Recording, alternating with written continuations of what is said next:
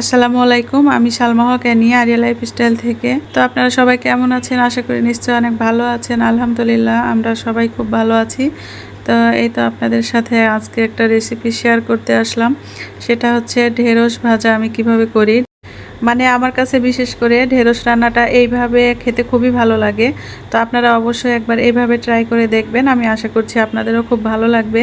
তো এই তো দেখতেই পাচ্ছেন, সর্বপ্রথমে আমি ঢেঁড়সটাকে ধুয়ে টুয়ে আমি পাতিলে দিয়ে দিয়েছি। তারপরে আমি একে একে তেল, লবণ আর হালকা একটু পানি দিয়ে একেবারে ঢাকা দিয়ে দিলাম।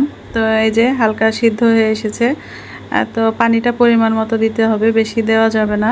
আসলে ঢেঁড়সটা কতটা কচি তার উপরে নির্ভর করছে পানি দেওয়াটা, তো আপনারা বুঝে শুনে দিয়ে নেবেন। তো হালকা করে দেওয়াই ভালো।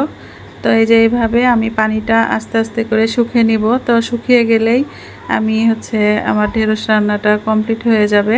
তো এর মাঝে যখন ঢেঁড়সটা হালকা একটু সিদ্ধ হয়ে আসবে, তখন আমি এইভাবে পেঁয়াজ কুচি আর কাঁচামরিচ কুচিটা এই পর্যায়ে এসে দেব।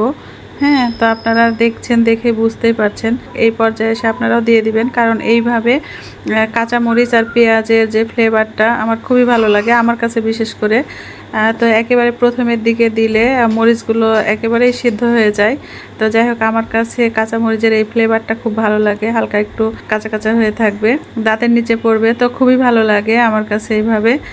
তো আপনারা অবশ্যই সেম টু সেম আমি যেভাবে বানালাম এইভাবে অবশ্যই একবার বানিয়ে খাবেন। আমি আশা করছি আপনাদের খুবই ভালো লাগবে। আর ভিডিওটা ভালো লেগে থাকলে অবশ্যই লাইক, কমেন্ট, শেয়ার করে পাশে থাকবেন।